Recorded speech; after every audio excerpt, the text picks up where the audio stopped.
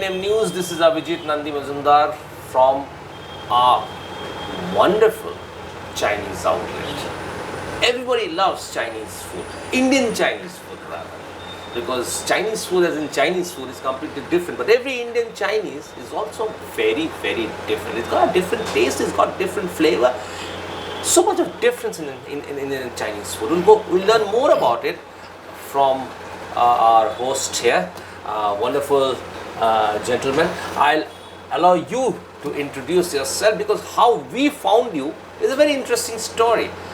We have been scouting for small, specialized, personalized food restaurants, and this is one of them, isn't it? Don't you believe that? Yeah. So I'll let you introduce yourself. Hello. My name is Edwin Liao. I've been running this place before the pandemic. So I've been given to believe that you are a very specialized chef for the last 40 years. Yeah, it's just a matter of it started like a hobby, I love to cook, love to eat too. But then through this passion of cooking, I started, taking up as a career. Wow. Well, you see, back in those days, we were into leather tanning, but that does not interest me much. My passion was into cooking, so that's how I, diverted towards this cooking. Yeah. But you never faced any opposition from your parents, or were they comfortable? They were very supportive. They were supportive, and They they're were very comfortable about it. supportive. They understood what I wanted. So initially, yeah, they tried to make me follow the family business, leather tanning. But then they noticed that I had no interest. So you got into Yeah. this. What is the difference between? So when you say Chinese food, when you say noodles or whatever this is, so what's the basic difference between Indian Chinese or this very different kind of Chinese and the actual Chinese food? You see, first of all, Chinese food is very popular. Okay. Now, Chinese food can be categorized in, like you said, authentic Chinese food or the innovative one, which is the Indo-Chinese food. Now, since we are based in India, we started, the older generation people started, experimenting with the Indian spice. So that's how. Well, I believe that, for example, Manchurian chicken, they say it is invented by Nelson Wong.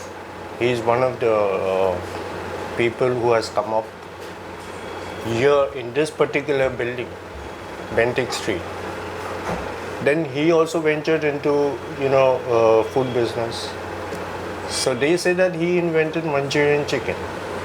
Okay. Yeah, there was a write-up which I read recently saying that Manchurian chicken was invented by So what's Nelson your signature dish?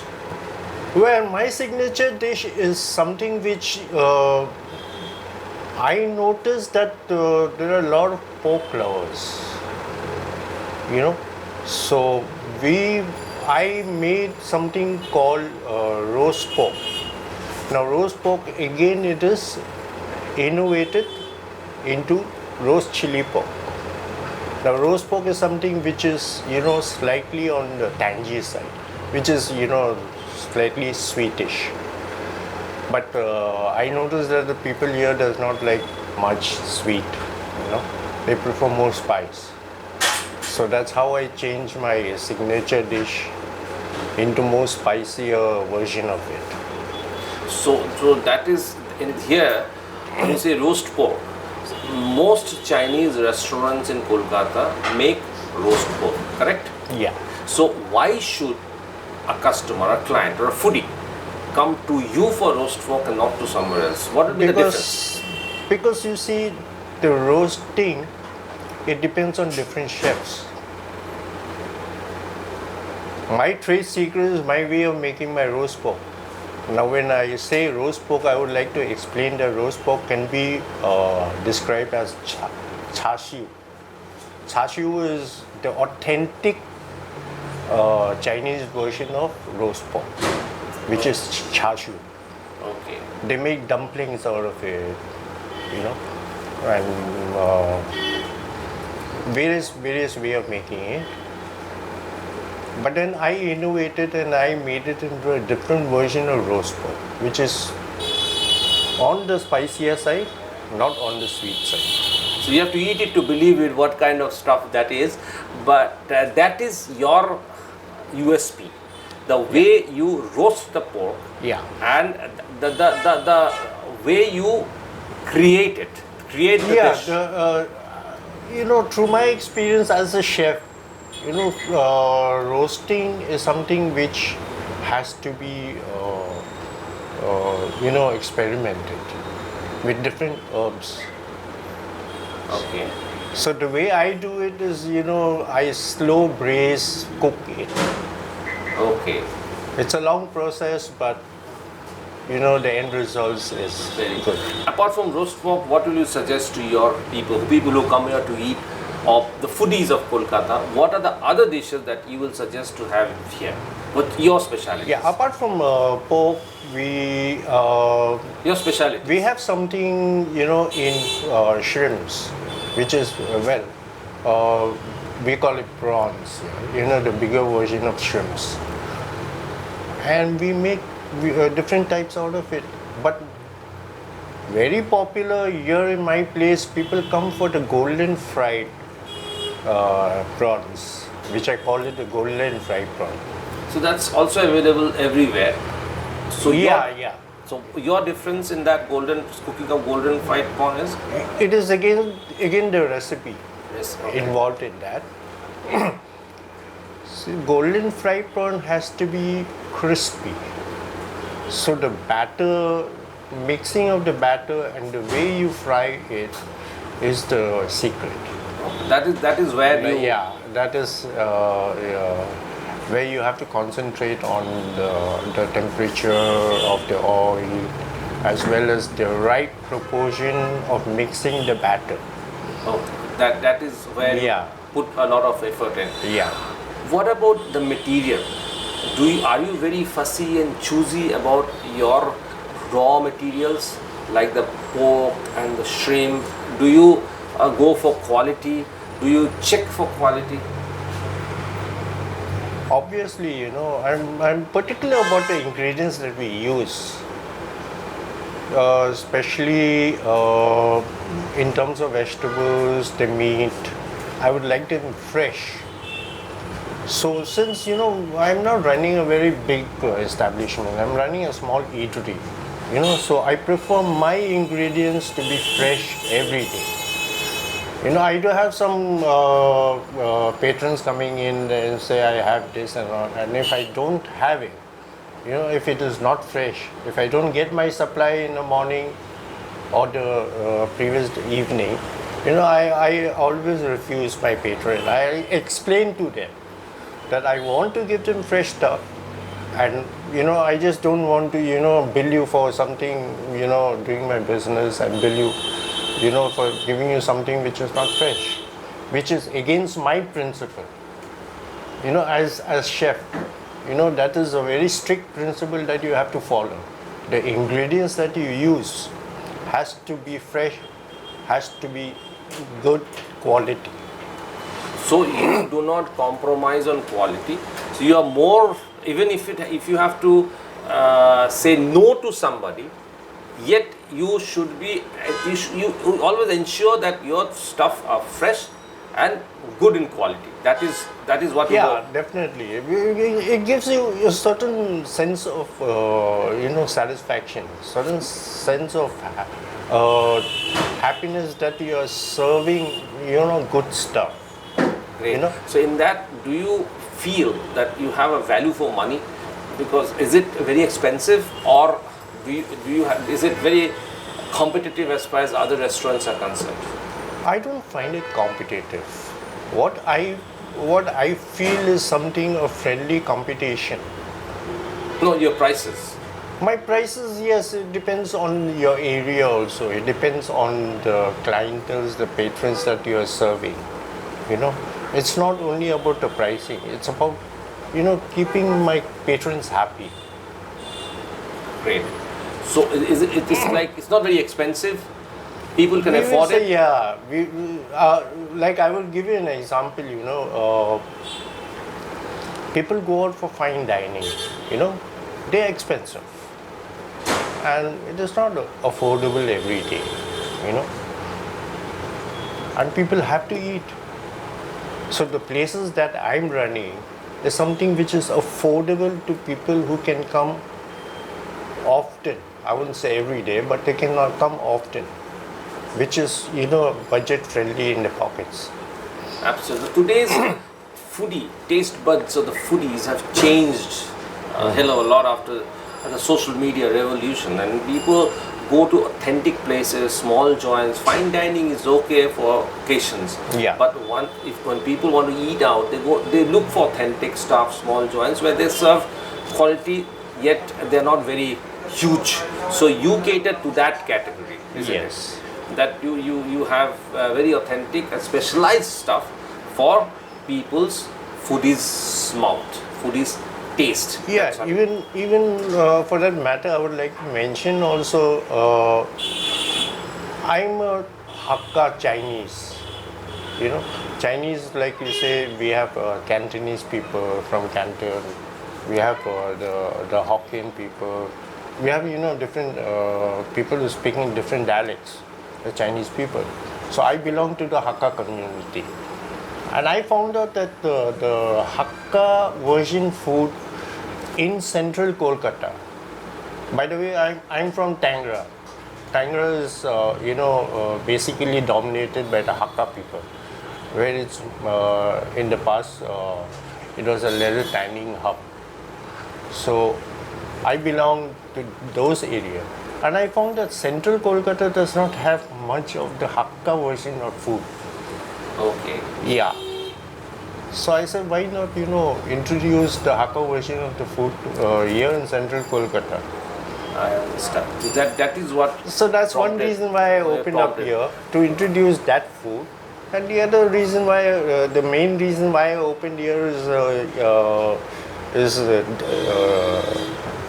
my restaurant name is Tai Sen, and it's called Tai Sen because it's dedicated to my late father. So that's another reason why I opened it. But then, overall, I wanted to introduce the Hakka version of the food here. I understand. So now, Chinese community as a whole is dwindling in Kolkata. That's what the report says, and that's what we have figured out. Yeah. And your children also, your daughter is in Sweden, Yeah. as was told. Your son is also, of course, working somewhere, the elder son. So younger son is getting into this business slowly and slowly. So do you think the next generation of your community is ready to take on the metal? You see, the younger generation, what I notice is that, they look for the greener grass, so where opportunity is. So at present now, the opportunity lies being abroad. But, from my opinion, I find that it's not bad here. If you're willing to put your mind to it, if you're willing to put your passion into it, it can be done. But the younger generation, most of them have a different ambition. Yeah, But do you feel that this conflict of Indo-China conflict has any role to play in the younger generation migrating outside? well, I don't think it is the Indo-China conflict. It is more about opportunities. It is more about the doors opened for you. The door was opened here, but we were a huge community once upon a time. But now, like you said earlier, that the community has dwindled. Yeah, it is a fact. People have dwindled, and so why are the community dwindling? It's because of the opportunity of outside. Our main business here was leather tanning, beauty parlor, shoe shops, and all. So those opportunities, those are slowly closing. So, and then people have to look for options. And that's why they. That's why. So that is the main reason. It's not that people are not happy here. It's just maybe the door is not open as much. And they're getting a better opportunity. Yeah, outside. they get a better opportunity, so you can jump to it. You can get a feel of it when you see the Terati Bazaar morning market, which was dominated by the Chinese at one point of time, and people, morning walkers, used to come on a regular basis. That was a very favorite hunting ground for this thing. But then now, you see, there are hardly any. Even now, Terati Bazaar, the morning market is also popular. As of now, it's popular. But then it do you have enough time? You see, those days it was mostly Chinese. I would say Chinese hawkers, who like to display the goods, display the talents there. And it was quite popular, like you said, the morning joggers and all that, people especially getting up early in the morning on a Sunday just to go and have breakfast there. So they were very popular at that time. It is now also, but then, I have gone there and seen the place also, and I found that there's not much Chinese people selling their stuff there. So absolutely. That's sad to see. Very sad. Lastly, I wanted to ask whether you, as a master chef, plan to expand? Yeah, as a businessman, I love to expand. But then given the opportunity, when the time is right, I would like to expand in a way, also display my talent. My talent is what I believe is a God-given gift. Of creating specialized dishes. So, at the moment, if you want to have specialized dishes of Mr. Edwin, you need to come here.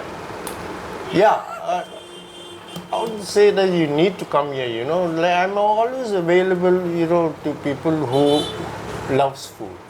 I love to entertain them. I get people who come and says, Edwin, I've had this. I said, you give me an advance order, I'll make something different for you. Great. So, it's something which I would say it's innovativeness. It's something which you create and you want to share it with people. With people. So here you go, something which is very different, something which is very innovative. That's your catch line. Yeah. That's Mr. Edwin's catch line. Innovative, different Chinese food. If you want that, you come here. In Benting Street, 4 Benting Street. Remember, Mr. Edwin. And you get the best innovative Chinese food. The thing is, the food, everybody has to eat, And then it's like there's an old saying, every day having dal is like, it's very boring, right? So you need to change your taste. Yeah.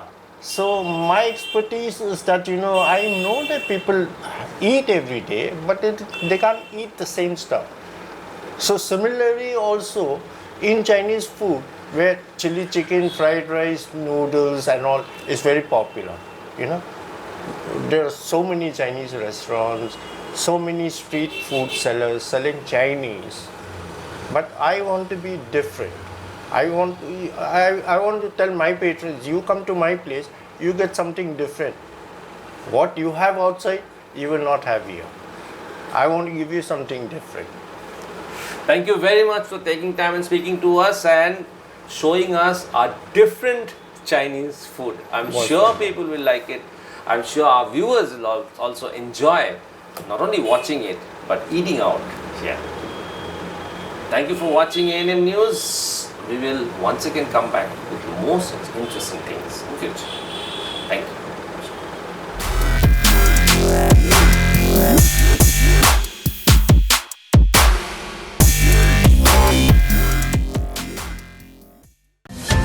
Please don't forget to subscribe our channel and also click the bell icon to get the latest updates.